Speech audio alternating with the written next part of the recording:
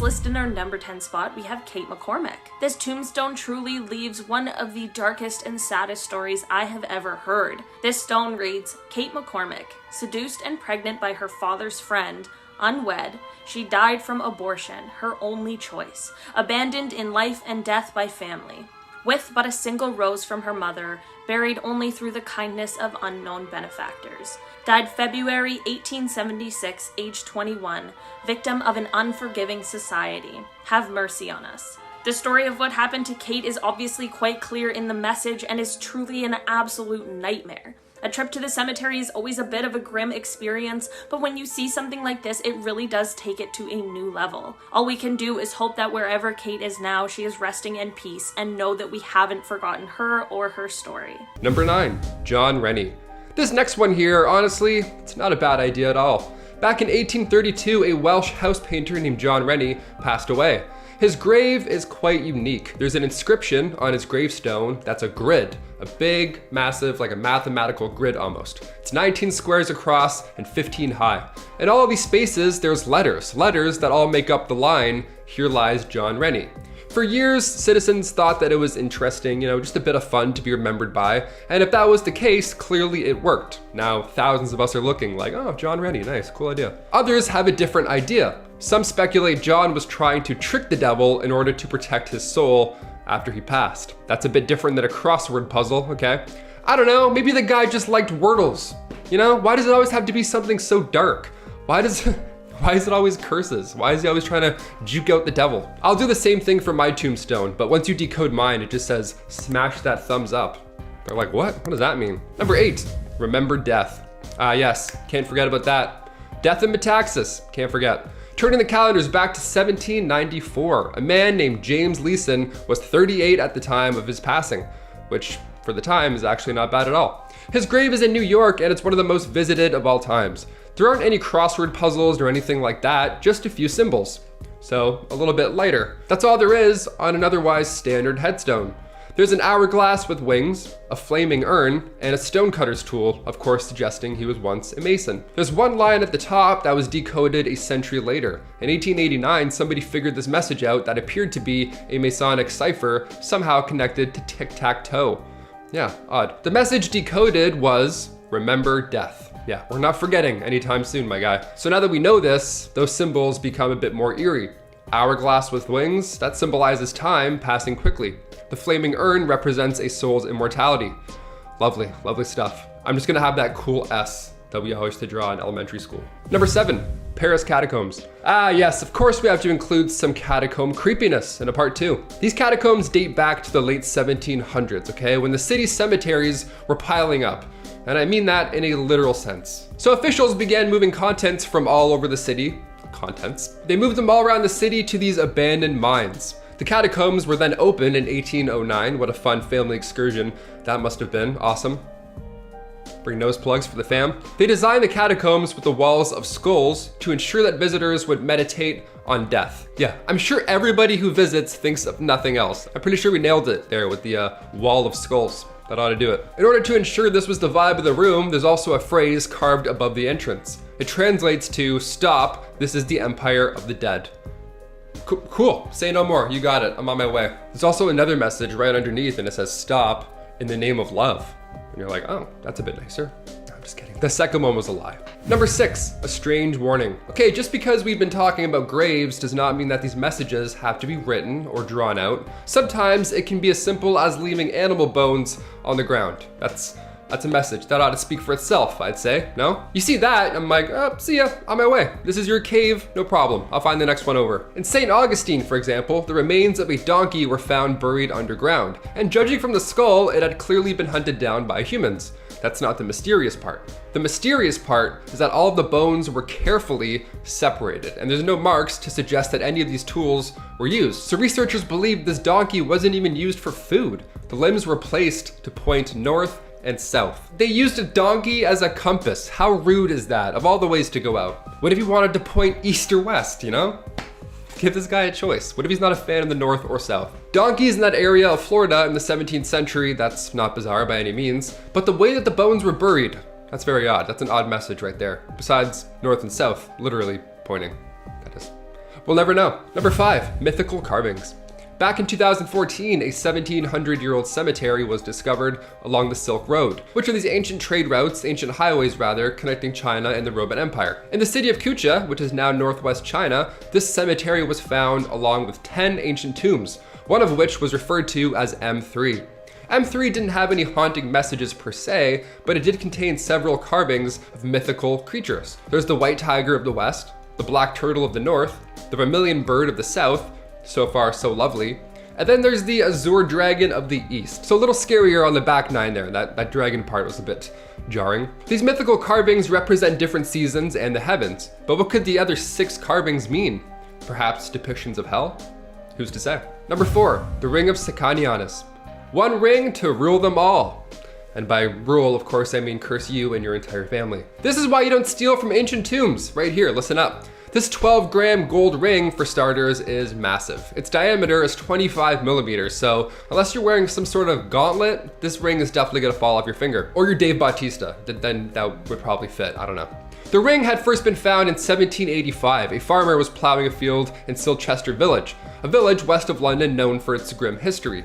In 45 AD, ancient Romans invaded that same site, and come the 17th century, it was completely abandoned. The ring was mighty and even held an inscription, a Latin inscription, of course, and it read, Senequion vivas indium.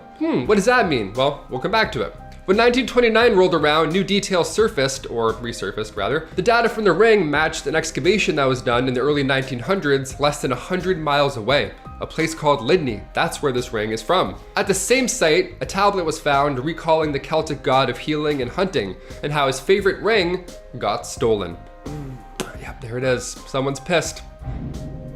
That's the god right now. He hears me talking about the ring and he's like, give it back. In case you're wondering why this rings a bell, Lord of the Rings was inspired by this legend. The tablet also says, may he who wears the name of SECINIANUS not have health until he brings the ring back to the Temple of Nodens. Yeah, let's get that ring back ASAP, please. I would be a lot quicker than Lord of the Rings. Where's this temple? I'm gonna put it in my Uber right now. Number 3, Robert Clay Allison.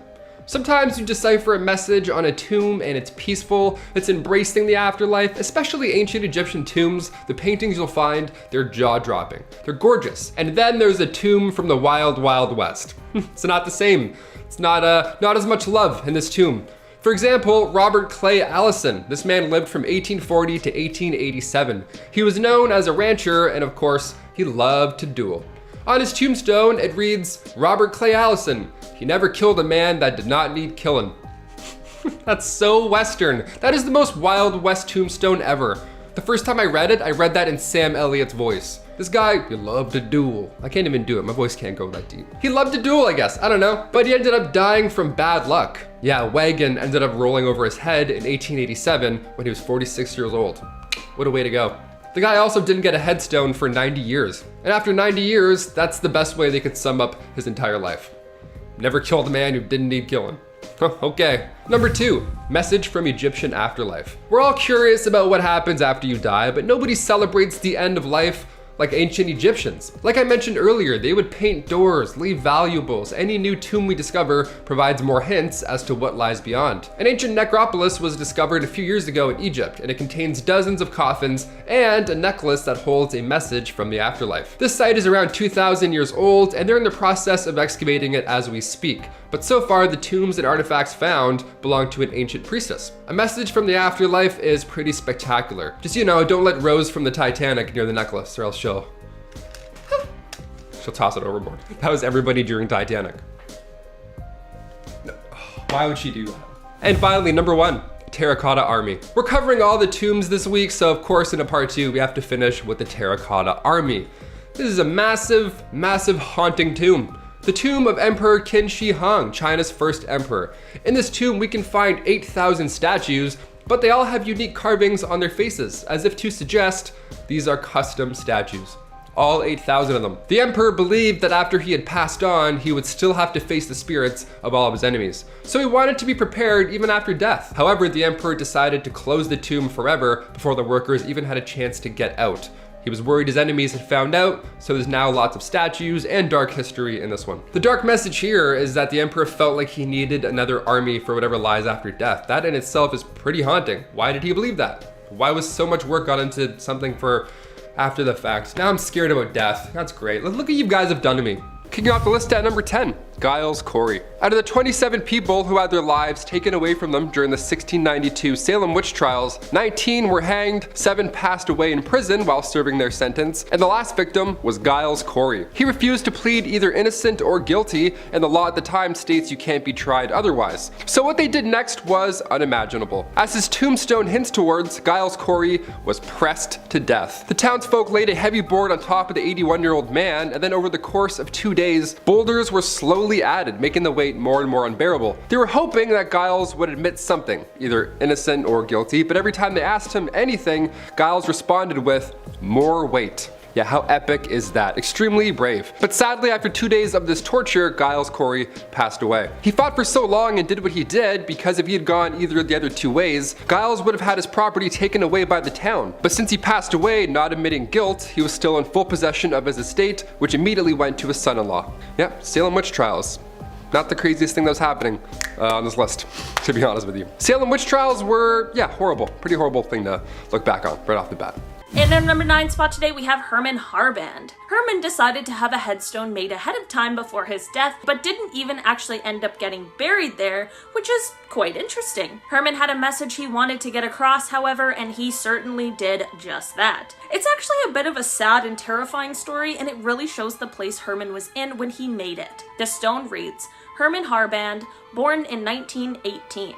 My wife Eleanor Arthur of Queens, New York, lived like a princess for 20 years, traveling the world with the best of everything. When I went blind, she tried to poison me, took all my money, all my medication, and left me in the dark alone and sick. It's a miracle I escaped. I won't see her in heaven because surely she's going to hell. Herman absolutely went off, but it definitely seems like he kind of had a right to, because that story is simply terrible. Good news is that Herman ended up getting remarried and he lived a happy and very long life until he passed away in 2011. In our number 8 spot today, we have Francis and Mary HUNTROODS. This stone is one of the less sad ones on this list today, thankfully, and while still haunting, it's in more of a poetic or beautiful way. Or at least I think so. This tombstone is from Francis and Mary HUNTROODS, and their stone tells the story of their lives and their love. It reads about how they were both born on the same day in 1600. They were married on their shared birthday, they had 12 children together, and then they both passed away on their birthdays just shortly after turning 80. That is quite some love story, and honestly, what are the chances? But the final 2 lines of the text on the tombstone really sum up the story so perfectly. They read, each tender heart so fit a match, surely could never be. Both in their lives and in their deaths agree. Maybe this match was simply a serendipitous coincidence, but I definitely would like to think otherwise. In our number 7 spot today, we have the TAZACORTE Martyrs Memorial. This one is a little different from the others on this list today for a couple reasons. Firstly, these are tombstones for many individuals, and secondly, because there isn't a message left with them that I want to talk about, but instead just the entire eerie nature of the whole situation. This may appear as a gravesite that has been flooded, but it's actually an underwater memorial. In 1570, a group of Jesuit missionaries boarded a ship from Portugal to Brazil. A French pirate named Jacques Souris boarded the ship along with them, and from there, he and his men took the lives of all of the priests. Some of them even had their limbs cut off before they were thrown overboard.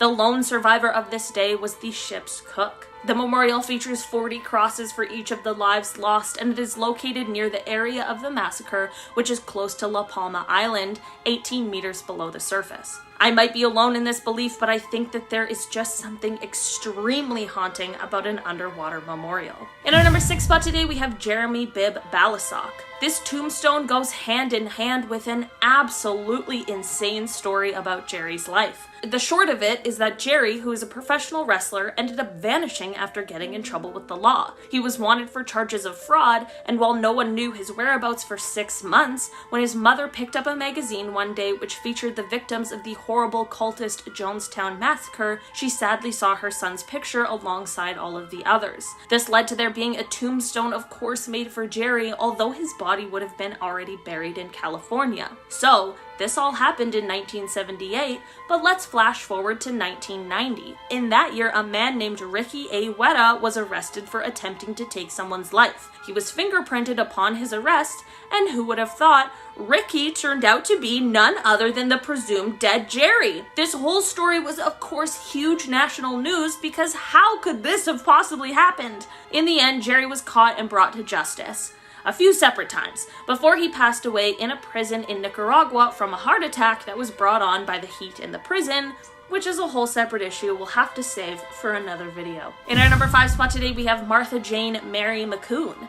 Mary's tombstone tells the tale of her final days, and it truly feels like it is something out of a horror movie. Mary was born around 1838 and passed away most definitely not long enough after in 1855. She was pregnant at the time, and the writing on her tombstone really says it all, so I might as well just read it to you. Bitten by rabid coyote, developed rabies, became violent, was smothered with feather bed. Apparently at the time of being bit by this coyote, Mary's husband was out of town for work, and by the time he got back, his wife had already passed away and been buried, and he had absolutely no idea that any of this was happening, which is extremely tragic. It was so horrible that this was the way that Mary's life was taken, and it definitely makes you grateful for modern medicine, although rabies still manages to claim the lives of around 59,000 people per year.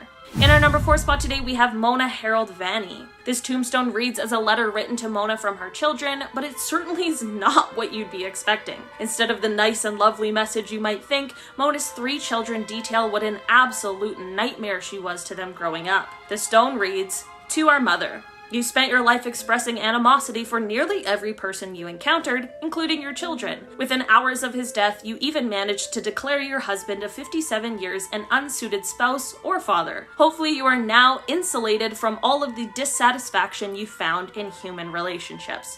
Wow, they really did not hold back one little bit. If it makes you feel better, the message that was left on their father's stone was much more kind and loving. I guess one thing is clear, and that is that Buddy, Jackie, and Mike were not messing around. In our number 3 spot today, we have Charles H. Salmon. Charles' tombstone tells the story of a medical malpractice that ended up leading to his death. Basically what happened is that Charles fell ill with a cold and was given medicine to help treat it. Little did he know, but he wasn't given the proper medicine, but was instead given morphine. When he went back to the doctor to explain that he wasn't getting any better, they also gave him morphine, and this caused him to end up overdosing on the drug. It truly is not quite clear how this could have possibly happened, and I'm not sure if Charles' family ever saw any form of justice for this terrible mistake, but it really is just such an awful story. In our number 2 spot today, we have Andrew J. OLSZAK. Andrew's tombstone is really straight to the point, but it is one of the saddest we have on today's list. His stone reads, "Abandoned in old age by wife and children. May God be more understanding and merciful." There really is a lot to unpack here. First, I have so many questions as to what happened and what led to this abandonment. Second, I have to know if this is his way of sticking it to his family who he claims abandoned him, or if this is more of just a simple goodbye. Either way, whatever the details are behind this story, coming upon this message in a graveyard would certainly make your heart sink a bit, and definitely be one of those things that you just remember. In our number 1 spot today, we have Leo MATLOVICH. Leo's tombstone is one that is certainly not easily forgotten. This stone doesn't even say his name, but the reason for that will become quite clear. First, we have to tell Leo's story. Leo was a war hero in the Air Force, and he challenged the policy of homosexuality in the military. Through Leo's bravery and activism, he was able to actually change a few things for gay people serving in the military, the effects of which can still be seen today. Despite Leo receiving both a Bronze Star and a Purple Heart for his service, in the end he was still discharged for being a gay man. He ended up passing away in San Francisco in 1988 after complications from HIV/AIDS. His tombstone reads, "A gay Vietnam veteran. While I was in the military, they gave me a medal for killing 2 men and a discharge for loving one." There is nothing I could possibly say that would be more profound than that, so I'll just end off this point by saying Leo and all the things he did and fought for will truly never be forgotten. Number 10, cursed tablets. Exploring ancient ruins is fun until, you find a few cursed tablets. Those kill the mood for sure.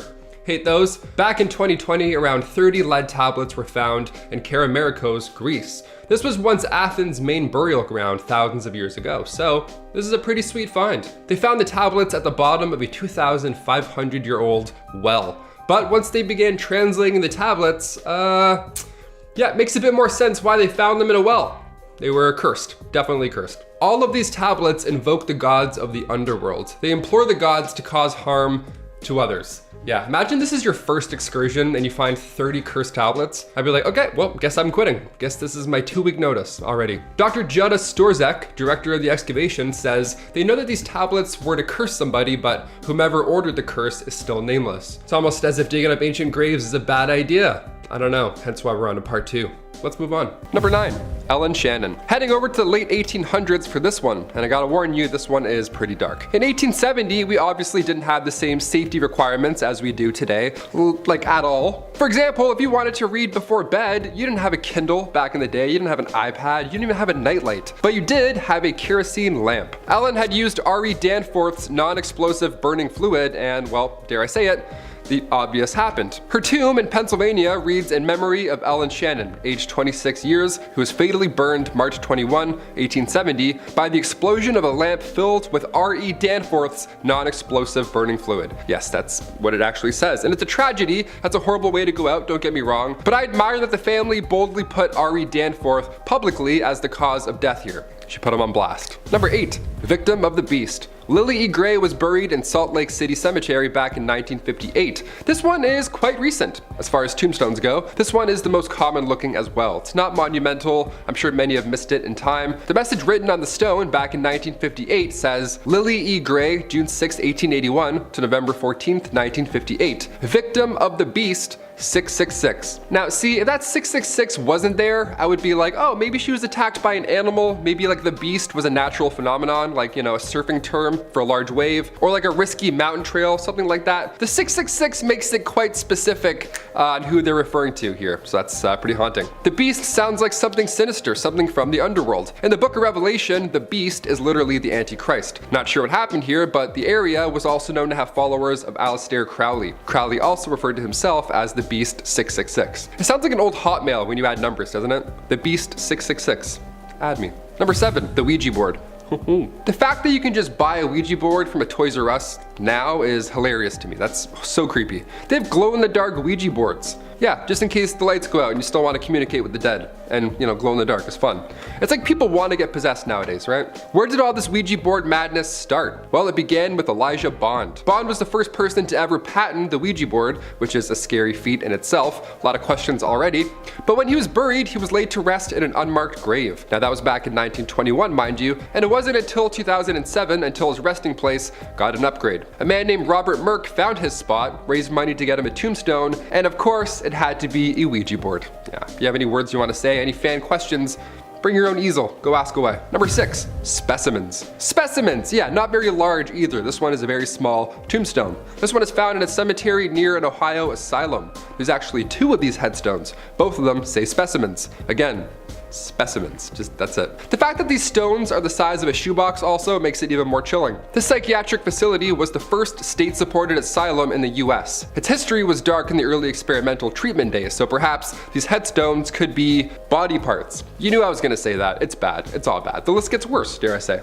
Only halfway. Number 5, Midnight Mary. Mary E. Hart, more commonly referred to as Midnight Mary, had to be featured on this list. Back in 1872 in New Haven, Connecticut, Mary was supposedly buried alive. Yeah, accidentally. It wasn't anything horrible, although this is a pretty dark thing. It wasn't worse. Her stone has a lot of information, all things considered. The massive slab of pink stone reads, at high noon, just from and about to renew her daily work, in her full strength and body and mind, Mary E. Hart, having fallen prostrate, remained unconscious until she died at midnight, October 15th, 1872. Born December 16th, 1824. And then right underneath, there's one line that reads, the people shall be troubled at midnight and pass away. Again, you had us in the first half. The back 9 gets a little scary. Now, many have noted that this phrase is from the Old Testament, but tales of her being buried alive suggest that there might be a midnight curse hanging about this area. So if you live in this area, you now have a curfew. There you go. You have a curfew now. Go home. Number 4, Mary Jane McCune. Some of the details in this one I can't even talk about here on the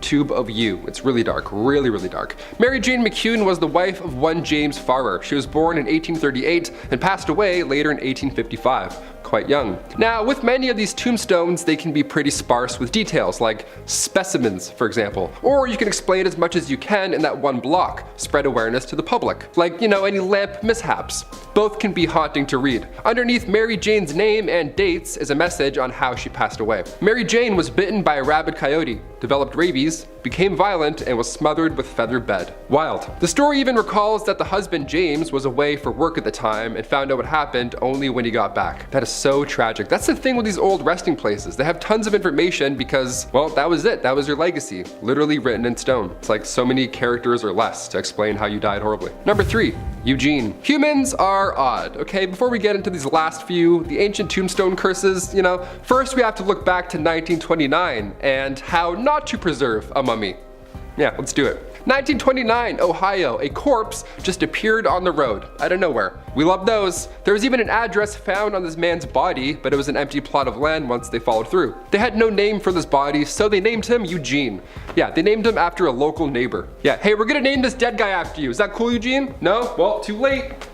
They used this body as an attraction. They gave it the mummy treatment, which in Ohio 1929 probably wasn't the best way, but they did it. And then 25 years later, when more and more people started asking about this Ohio mummy, they laid the man to rest. Finally, they officially buried him in 1964. So now when you see this grave, it says, Eugene, found dead in 1929, buried 1964. I bet so many people are confused if they saw this. Send them this video and then type, "You won't believe number 3." They're like, what, do you work for MA? What is this guy doing? Why did he tell me to press the thumbs up? Who is this? Number 2, ancient tomb curse. Ancient Egyptian tombs are beautiful. Even after this many years, they're well preserved. Ancient Egyptians believed that false doors were a connection to the dead, and that's how spirits were able to travel here and there. Most false doors can be found in the west wall because Egyptians believed that the west was the land of the dead. The walls of ancient Egyptian tombs are also full of jewelry, art, clothing, basically anything valuable you may need in the afterlife to impress the gods. You're offering up your finest treasures, but with that comes a warning from these gods. One warning trespassers that the gods will wring their neck like that of a goose if you were to steal anything that wasn't yours in these tombs. Inside the found tomb of Ankh-Mahor, for example, who was a pharaoh official 4,000 years ago, inside their tomb a curse was left over. He was buried in Mastaba in an above ground massive tomb, and left on the wall was this warning: "Might do against this, my tomb, the same shall be done to your property." And then it continues to warn trespassers of Ankh-Mahor's knowledge of secret spells and magic, and threatens to fill impure intruders with a fear of seeing ghosts. Yeah, I think that ought to do the trick. Yeah, no way I'm messing with an ancient magician pharaoh. I'm good. I'm definitely all good. And finally, number 1, KB55. Yeah, we'll end this list on an ancient Egyptian tomb, with perhaps the most chilling message left over of all time. This tomb was found, of course, in the Valley of the Kings by Edward Ireton back in 1907. It was discovered right next to King Tut's tomb. This was a big deal. But the reason we referred to this tomb by a number rather than a name is because, well, we still have no idea who it was made for. Even the walls of the tomb inside, they aren't covered with any hieroglyphs, no artwork, no fake doors. There isn't any clothing laying around, there's no jewelry, it's just bare, which is extremely odd given what I just told you. As you walk down the 20 steps towards KB55, you'll notice only a few markings on the entrance, markings that show that the entrance was widened since it was first cut, along with the ceiling being raised higher. So adjustments were made at some point, meaning this was not a forgotten project by any means, which makes it creepier. The only hint as to who or what is buried remains on the wall, and it's one hieroglyph. That hieroglyph translates to, "The evil one shall not live again." Yeah, I sure hope not. I've seen The Mummy, and I really hope not. I'm all set. Cheers on that one.